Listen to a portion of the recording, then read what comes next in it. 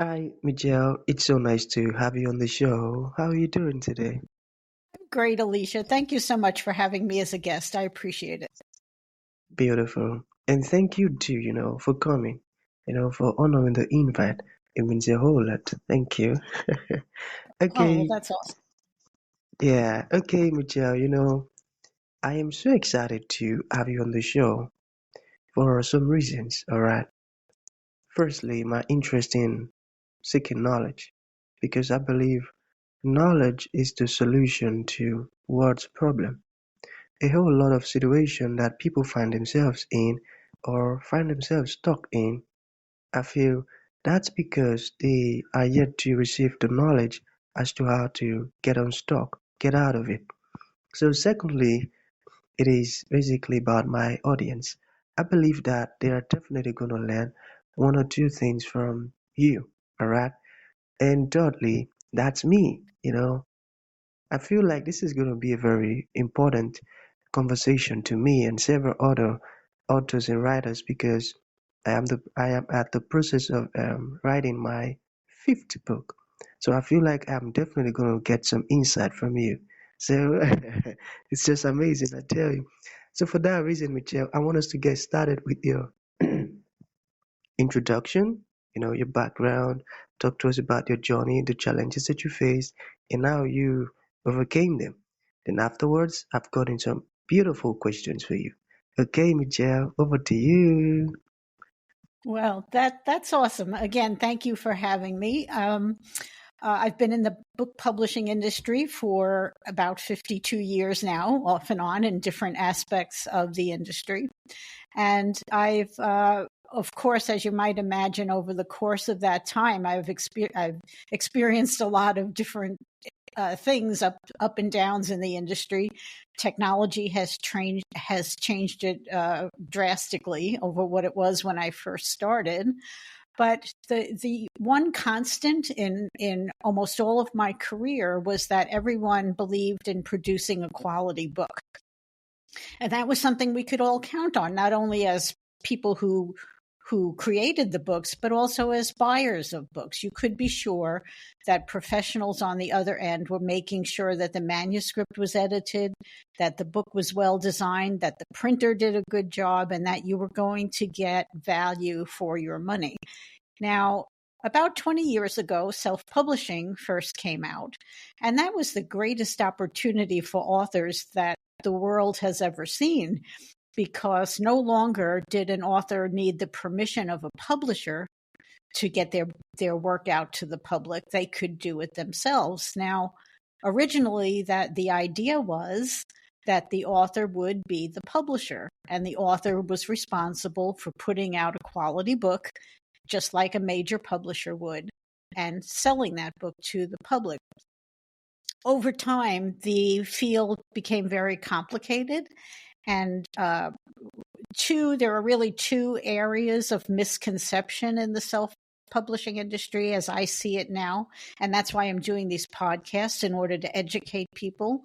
Like you say, information is the basis of everything, right? So there's a lot of misinformation in the industry now.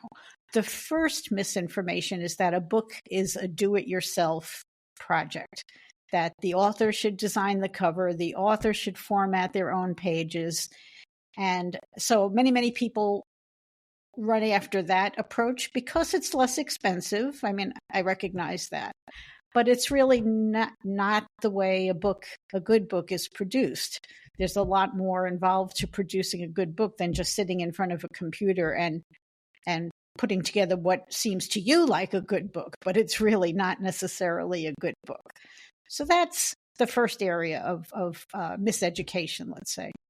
The second area that has evolved over original self-publishing meant the author was the publisher, but now we have publishers coming back onto the scene, and they are not like traditional publishers. Traditional publishers did not charge the author to produce the book. They absorbed all the expenses of the editors and the designers and marketers and so forth, and the author did not pay anything, but the author earned a small royalty when the book was sold. the publisher made most of the money. And that was a fair business model because the publisher made the investment. The publisher paid the expenses. Well, now we have publishers that charge the author to produce the book and also take a big portion of the revenue when a book is sold. And that's why I started doing these podcasts, because I couldn't watch that any longer, because it's not beneficial to the author, because the publisher is making money every time a book is sold, even though they've charged the author to produce the book. So the publisher has no investment whatsoever in the book. So why are they entitled, in my mind, to the author's profits? I don't think they are. So I'm talking too much here. But what I want to remind people about is the original model of self-publishing, where the author does pay to produce the book, but then the author gets all of the money when the book is sold. That's what originally self-publishing meant. Mm, mm, mm. Amazing, amazing. I got some stuff from that. That's good. And to those publishers that, charge authors for producing the book and still earn royalties, I feel like that ain't good. And, I like what you said, the part where you said that's why you're doing the podcast, to educate people, trying to make them understand and realize that it shouldn't be this way. All right? That's a good one. I love that. Okay, Michelle, shall we get started with the questions? All right. So let's begin first with the one that occurred to me this afternoon because, I was trying to look for a good cover design. Then I went on a particular website to try to pay someone to do it for me. So I feel like I am still going to learn something about that. So let me ask this way. What do authors need to know about cover design? Well, there's a lot more to it than most people think. And earlier I talked about technology having changed publishing, and that is true in terms of authors can now find websites such as Fiverr or Upwork or any of those where thousands and thousands of people are waiting to produce a book cover for you. The risk of that is that you may wind up hiring someone who is not as well qualified as they should be. They may think they can produce a book cover, have the best of intentions. But what we're seeing on our end is that authors will come to us and say, I paid someone for a cover and I can't upload the files. The printer won't upload the files that they created for me. So that's a problem because you paid money to that person and now you're stuck with an unusable book cover.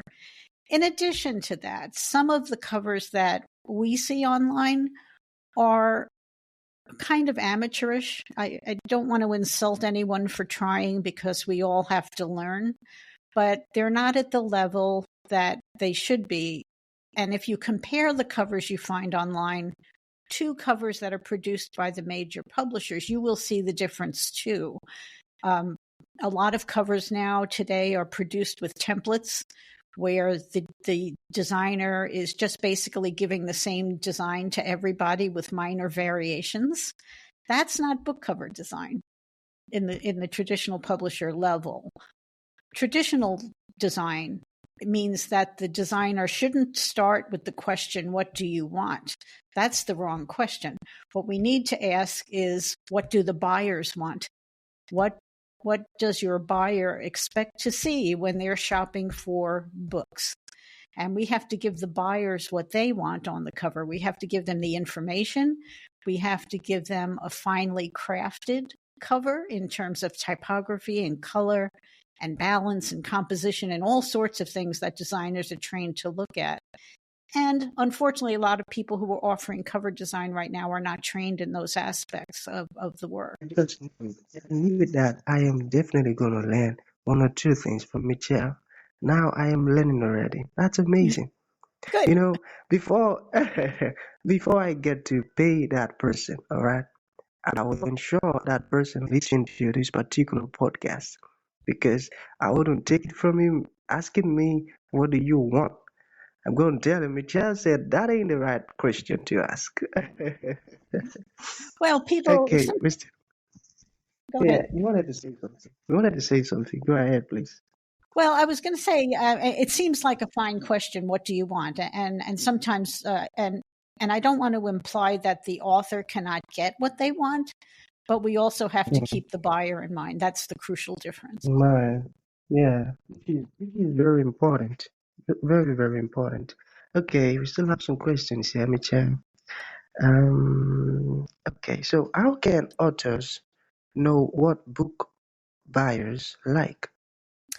You Well, got that? technology has been great in that respect because we can go to Amazon and we can go look for best-selling books in whatever category we're writing in, whether it's a novel or a cookbook or a history book, whatever it might be. Just go to Amazon and type in best-selling, let's say, cookbooks. And Amazon will immediately show you all the books that are being put out by major publishers in that category. So you can see how they are designing book covers. And what you can do as an author is have your designer also look at those covers and have a discussion about what approach you think you like the best, because there's lots of room to have what you like and also design a cover that's up to the professional standards. But you'll see in your research that even among the major publishers, there might be differences in the way the covers are produced. Maybe on one cookbook, you'll see one great big picture of a beautiful dish, right? Yeah, Maybe on another, you'll see 8 or 9 or 10 pictures of different kinds of dishes. That's a choice you can make. Either one is correct. And that's where the author can have some input into the process. But the important thing is that a cookbook has to look like a cookbook. A history book has to look like a history book. It's not just, yeah, right. and you can really get off track if you just think about what you want and you tell your designer to do what you want without that research, and you could really make some big mistakes. Mm, mm, I got that. Okay, still on cover design. So how then can one find a qualified cover designer? Okay, well, kind of touched on that before. When you're looking at a designer's portfolio of samples, what you should do is put that on one side of your screen, and on the other side of your screen, go to a major publisher website and look at the covers put out by major publishers. And what you should see is a designer who is working at that level. And you will immediately see if the designer is not working at that level, if they're working at some lower level that doesn't approach the skill and the typography and the composition of a major publisher's book cover. Oh, thank you for that. Okay, so let us talk about interior page design. So what do authors need to know about interior page Oh, how design? many hours have you got? Interior page design is completely misunderstood now. You'll hear a lot about formatting and people using Microsoft Word or some other word processing software to format a book.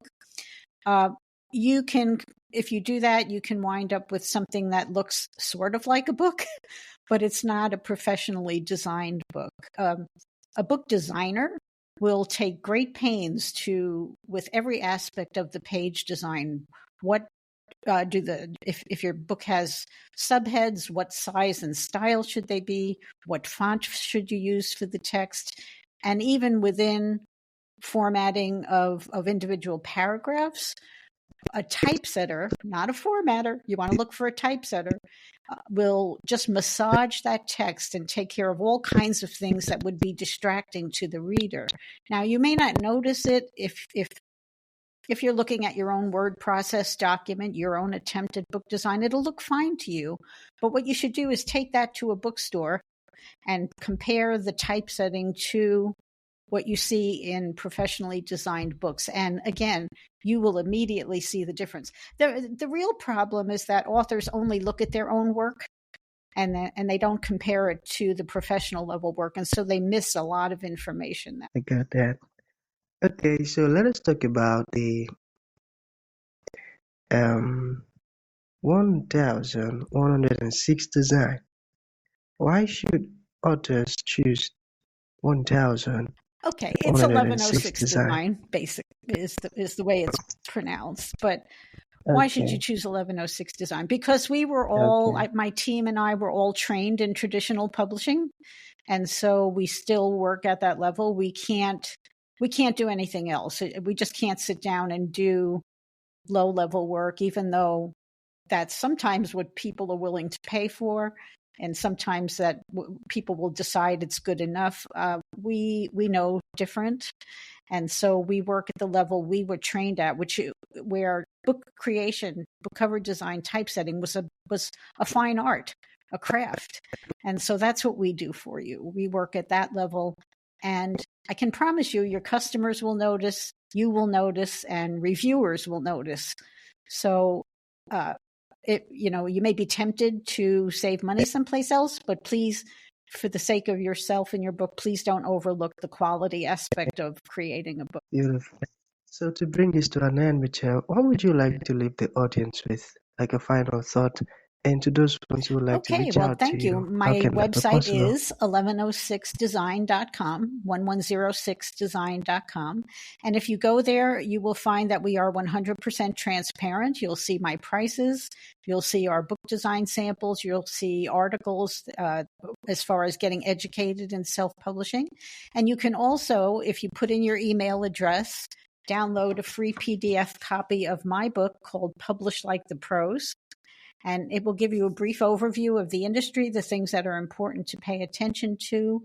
And if you're ready, we can have a conversation. You can click the button that says request a consultation, and we will get in touch with you right away. Beautiful. So that's going to be the end of the show, Michelle. Thank you for coming and thank you for I'm the one blessing who's us with blessed. this Thank you. amazing insight. It means a whole lot, man. Thank you.